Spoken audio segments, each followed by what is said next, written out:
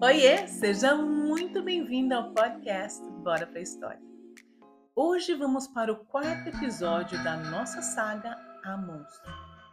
Se você tem acompanhado os episódios anteriores, sabe que estávamos desvendando as camadas de manipulação e as mentiras da Monstro.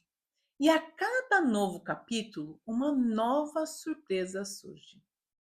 Hoje, vamos falar de um momento decisivo onde a mentira se entrelaçou com a minha busca por algo que parecia ser verdadeiro. E é claro, a monstro não poderia estar longe dessa história. Preparem-se, porque o que vem por aí vai te deixar chocado. Agora chegamos a uma parte que muitos de vocês estavam esperando. Eu vou contar o momento em que eu comecei a perceber que algo estava Muito errado. Mas mesmo assim, eu continuei me enganando. muito, muito tempo. Ela, a monstro, sempre falava de um suposto primo, um homem perfeito, que só ela conhecia, que, segundo ela, não estava ao alcance de mais ninguém.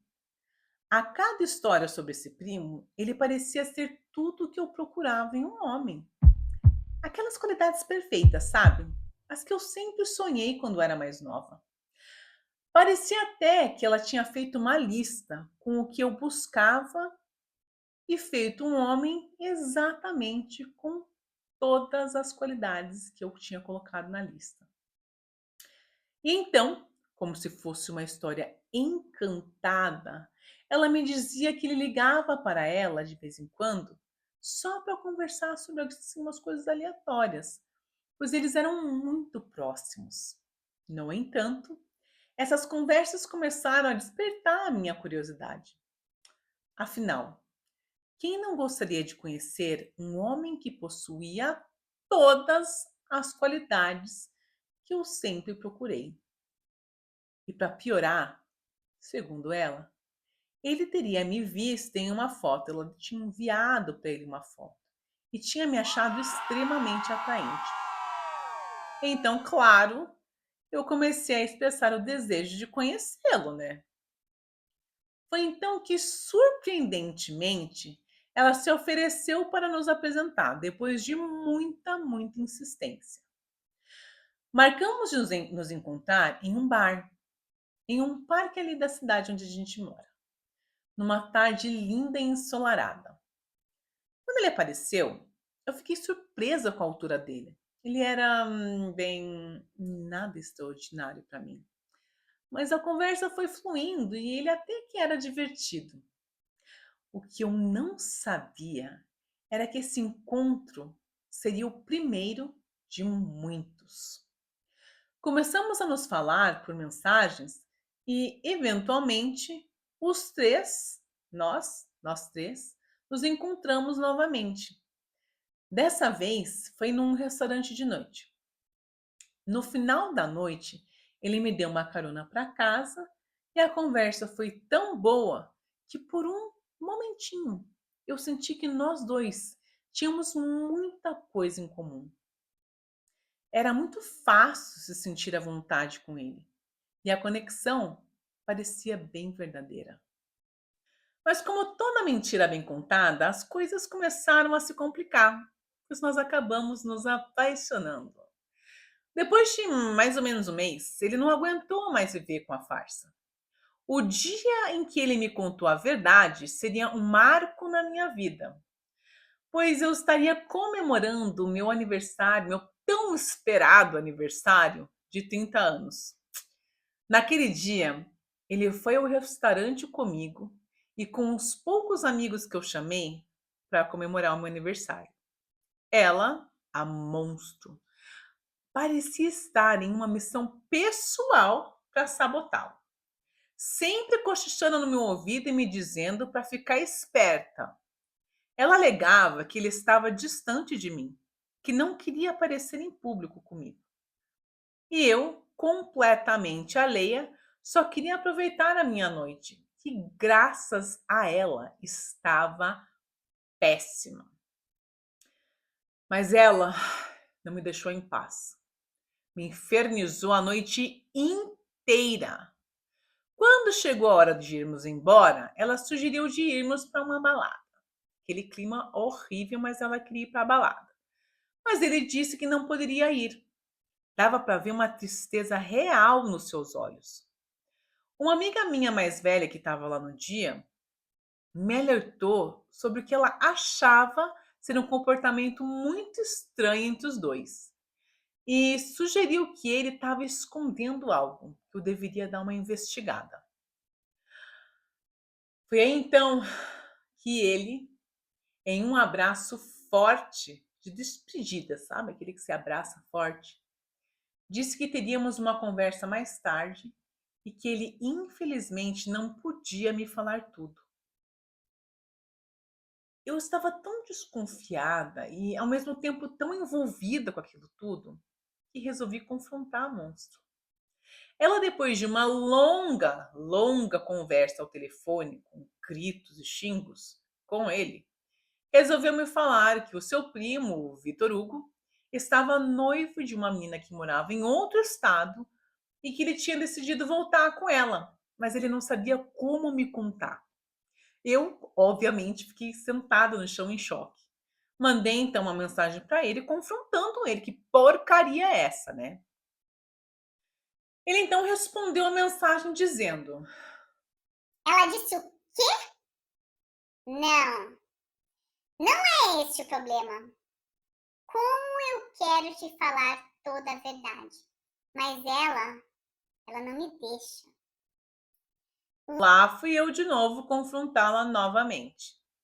E então ela mandou mensagem para ele, combinando que na manhã seguinte ele iria na minha casa para que nós três pudéssemos conversar e eles pudessem vir a esclarecer tudo para mim.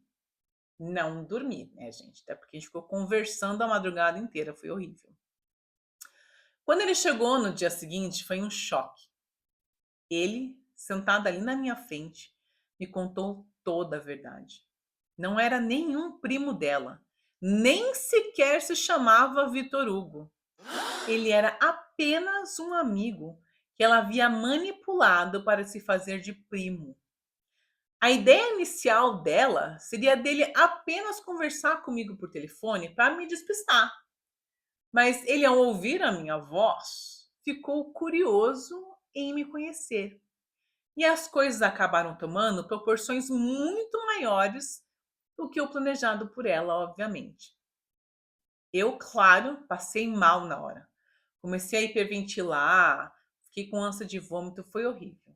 E ela, furiosa por ele ter me contado a verdade, brigou com ele e xingou ele horrores, enquanto eu a expulsava da minha casa. Naquele momento, eu sabia que havia sido manipulada por ela o tempo todo. Ele me levou para conhecer a sua casa, para me mostrar quem ele realmente era. E, pela primeira vez, eu vi uma diferença entre as mentiras dela e a realidade dele. Eu poderia ter continuado na minha ignorância, acreditando que estava envolvida com dois psicopatas. Mas ele foi honesto e me mostrou a sua verdadeira identidade. Então, né? Ainda assim, mesmo depois de tudo que aconteceu, eu fiz algo que eu jamais imaginaria. É, eu perdoei a monstro. Ela me pediu perdão e acabei cedendo e a coloquei de volta em minha vida. Não para morar comigo, né? Tem que ter um limite, mas para voltar a conviver comigo. Eu estava emocionalmente fragilizada e achava que quem havia me ajudado na pior fase da minha vida deveria ser acolhida. Acreditei na história dela, na sua tragédia, e pensei que poderia ser minha responsabilidade ajudá-la. E assim, mais uma vez, me coloquei em uma situação em que a minha bondade estava me prejudicando. A história, gente, aparentemente se repetia. Eu sei que ao contar essa parte da minha história, muitos de vocês devem estar pensando, dentre outras coisas, como que você pôde perdoá-la depois disso tudo? Mas a verdade é que até hoje, a manipulação emocional é algo difícil de entender. Eu estava vulnerável e ela soube muito bem usar isso contra mim, gente. O que eu aprendi com essa experiência é que às vezes a gente só entende a verdadeira natureza das pessoas quando elas nos mostram a verdade. E mesmo assim, é preciso coragem para aceitar e agir de acordo.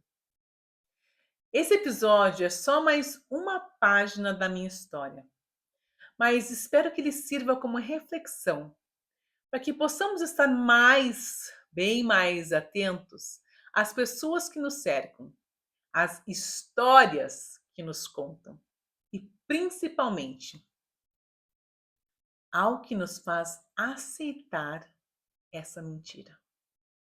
No próximo episódio, continuaremos a jornada e vamos explorar como a manipulação pode continuar se perpetuando, mesmo depois de termos aberto os olhos. Mas é isso, gente. Se você ainda não me segue, não deixa de clicar ali o botãozinho para seguir. Siga-nos também nas outras redes sociais e fiquem atentos para o próximo episódio. Você achou que esse foi complicado, gente? Espero o próximo. Beijos e até mais. Tchau, tchau.